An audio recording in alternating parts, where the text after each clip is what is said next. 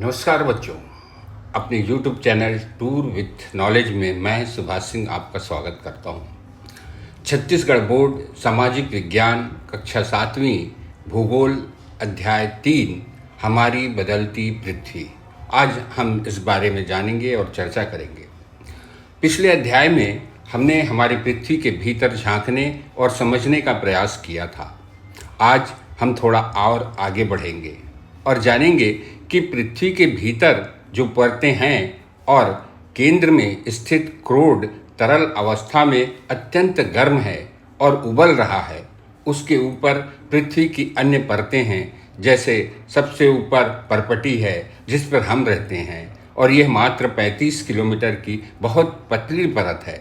समुद्र तली से तो मात्र 5 किलोमीटर ही यह ऊपर है।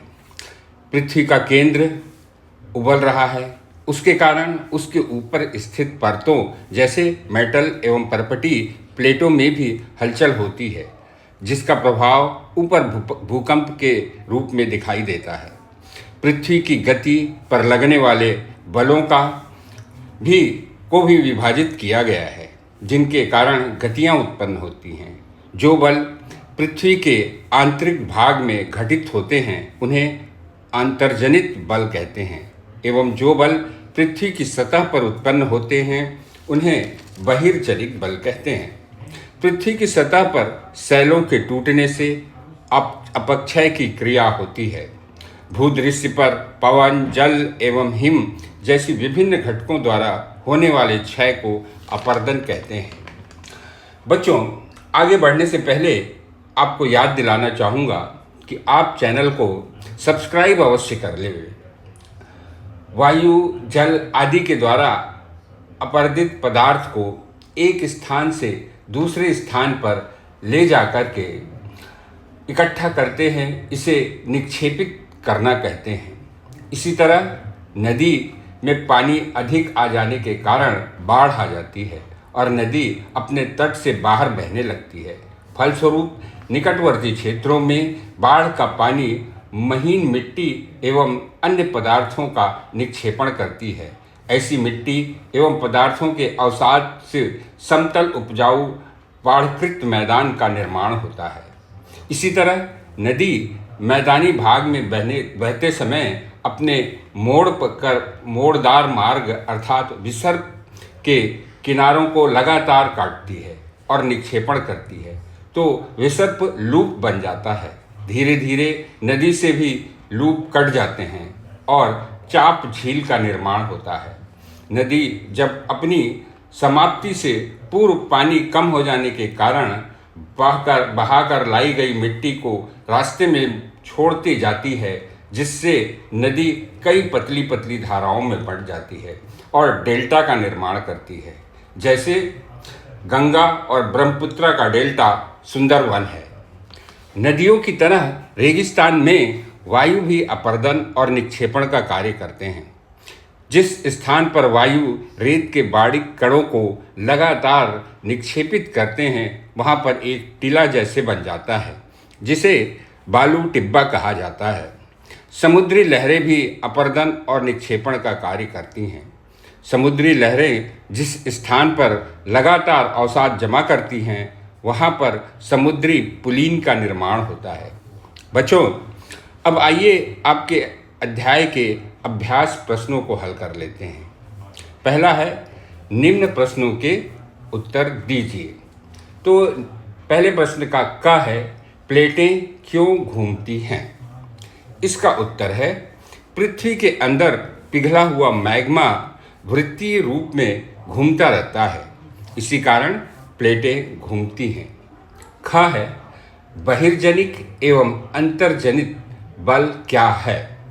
इसका उत्तर है, जो बल पृथ्वी के आंतरिक भाग में घटित होते हैं उन्हें अंतर्जनित बल कहते हैं, एवं जो बल पृथ्वी की सतह पर उत्पन्न होते हैं उन्हें बहिर्जनिक बल कहते हैं।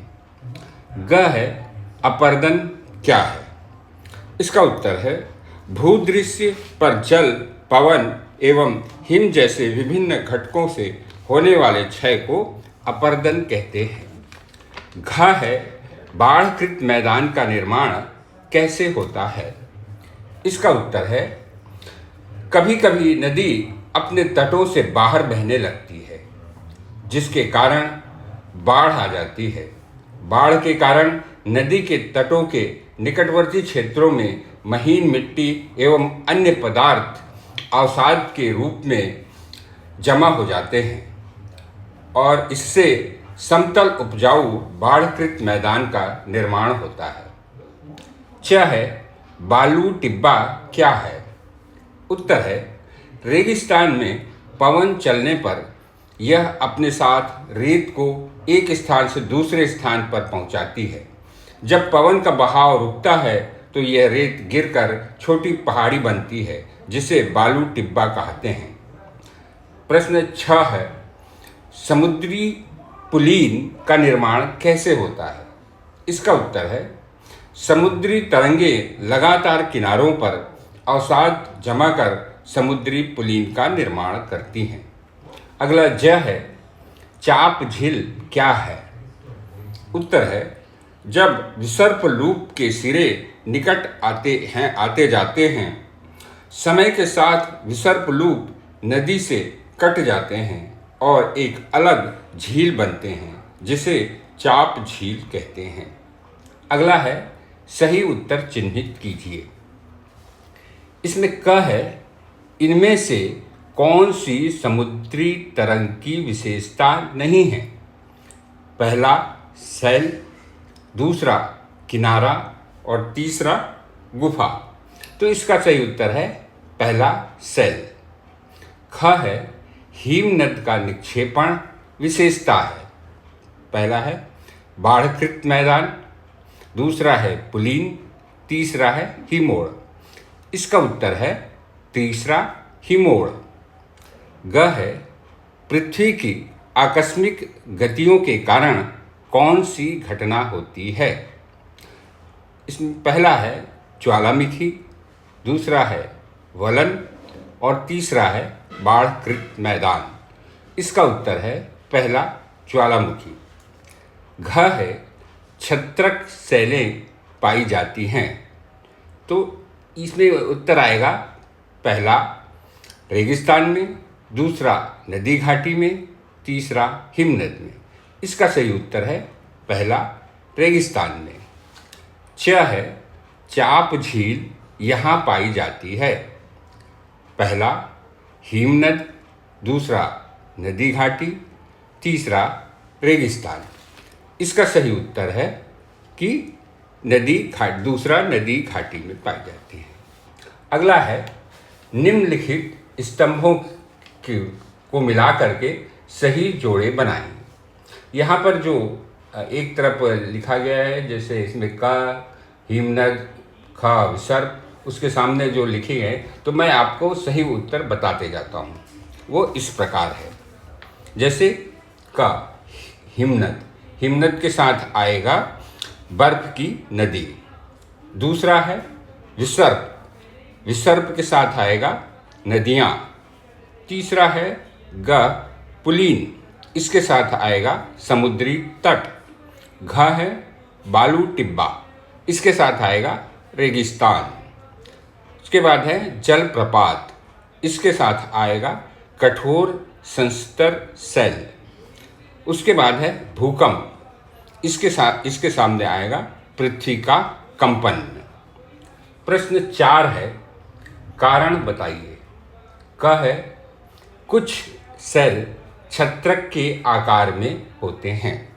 इसका कारण है, रेगिस्तान में पवन सेल के ऊपरी भाग की अपेक्षा निचले भाग को आसानी से काटती है, इसलिए ऐसी सेल के आधार संकीर्ण एवं शीर्ष सेल से विस्तृत हो जाते हैं और छत्रक सेल का निर्माण होता है।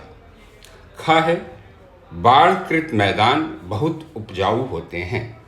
इसका कारण है, बाढ़ के कारण नदी के द्वारा लाई गई महीन मिट्टी बिल्कुल नई होती है। उस मिट्टी पर पहले कोई खेती नहीं की गई होती है। इसलिए बाढ़कृत मैदान बहुत उपजाऊ होते हैं। ग है समुद्री गुफा स्टैक के रूप में परिवर्तित हो जाते हैं। इसका कारण है समुद्री तरंगे लगातार समुद्री गुफा से टकराती रहती हैं, जिससे धीरे धीरे पहले तो गुफा बनता है, फिर गुफा की छत भी गिर जाती है और मेहराब बन जाता है। समय के साथ अपरदन के कारण छत भी गिर जाती है और केवल दीवारें बचती हैं, जिसे स्टैक कहते हैं। अगला है भूकंप के दौरान इमारतें गिरती हैं। इसका कारण है भूकंप के दौरान पृथ्वी की सतह पर कंपन होता है। यह कंपन पृथ्वी के चारों ओर गति कर सकता है। इसी कंपन के कारण भूकंप के दौरान इमारतें गिरती हैं। क्रियाकलाप है।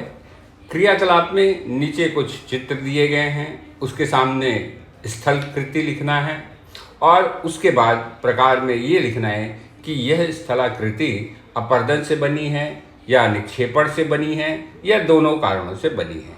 तो पहले तो आपको ये स्थलाकृति पहचानना है और उसके बाद उसके बनने का कारण लिखना है। तो जो पहला चित्र दिया गया है वो है जलप्रपात का और इसके बनने का कारण है अपरदन। दूसरा चित्र दिया गया है कि नदी विसर्प का, इसका कारण है अपरदन और निक्षेपण दोनों। तीसरा चित्र दिया गया है बाढ़कृत उपजाऊ मैदान का, इसका कारण है निक्षेपण।